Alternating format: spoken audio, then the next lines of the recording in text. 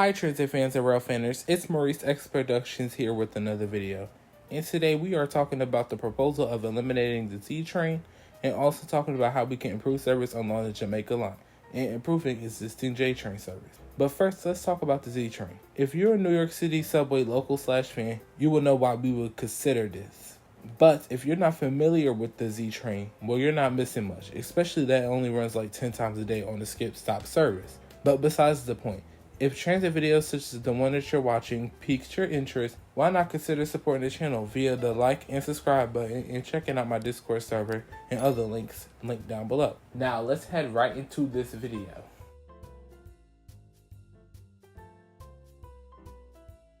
Now let's get into some reasons why should we eliminate the Z train. For one, skip stop service. For those that are unfamiliar with skip stop service, it means that certain trains skip specific stations to create a quote-unquote express route. But however, this approach has largely failed to deliver faster service and has been phased out in most cases. Skip stop service has been repeatedly proven to be ineffective at speeding up transit. In fact, it does the incomplete opposite of ineffective. It is not effective at all. This is why the MTA remains the only major rapid transit system to have implemented it. A prime example was the now defunct 1 and 9 skip stop service, which ultimately slowed down operations rather than improving them.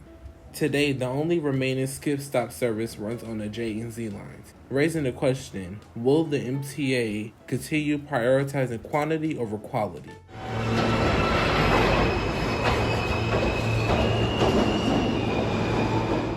Now, for some, this sounds like a downgrade, like I'm just decreasing service for the Z train, skip stop stations. But due to the inconsistency of the Z train, there's no real apparent difference between the amounts of service available. So to fix that, I am proposing that the Z train skip stop service pattern should be fully ditched indefinitely. And to fit the small void of Z train service, just make the line fully J train service. But in order to make this fully work, the infrastructure on the BMT Jamaica line has to be upgraded and even some areas have to be rebuilt and reconfigured. So let's talk about some of these upgrades and what they can consist of and benefit to the line. Myrtle Avenue sits shy to a S-curve after the Williamsburg Bridge, which slows down speeds, and a possible merge switch just before the station, which can stop and delay trains, are possible. But the new location of the Myrtle Avenue station will be sitting atop of the Williamsburg Bridge Plaza, which is already operating and owned by the MTA, so no property purchase would need to happen. Out of some of these projects, this would be the cheapest, the easiest, and will speed up service from only 8 to 10 trains per hour to now 12 trains per hour. Another problem that the Jamaica line has is that the stops are very far apart, compared to the 2nd Avenue subway, which was opened in 2017. But the consolidation of Hughes and Lorimer Street will help improve speeds along the line and also give a new connection to the G train at the Broadway station. And the new stop will become Union Avenue. This will help improve speeds indefinitely on this stretch of track and will even help with some capacity issues.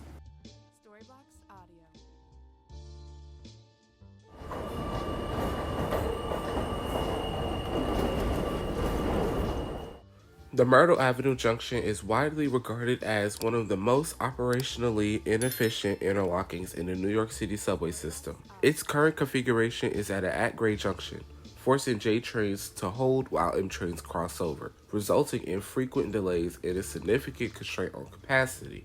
A long-term infrastructure solution would involve grade separating this junction through the construction of a flyover structure for the M line.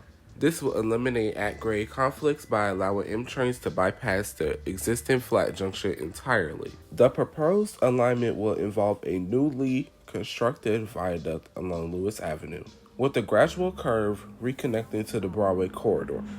This grade-separated merge will allow for a more seamless, conflict-free merge with the J line, enhancing both reliability and operational flexibility.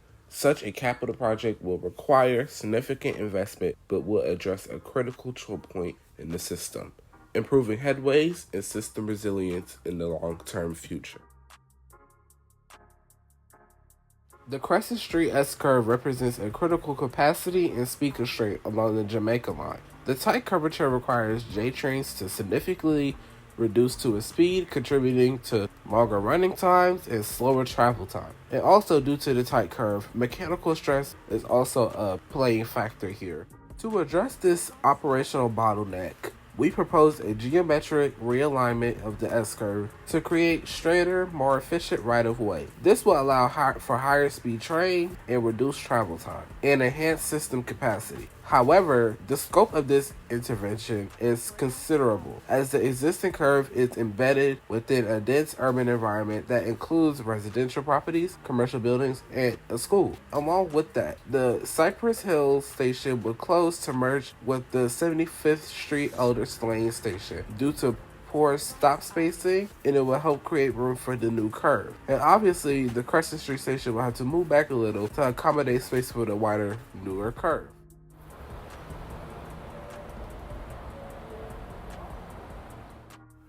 The Fulton Street curve is another geometric limitation on the BMT Jamaica line, where J trains are forced to significantly reduce speed due to the sharp alignment between Broadway Junction and Van Sicklen Avenue.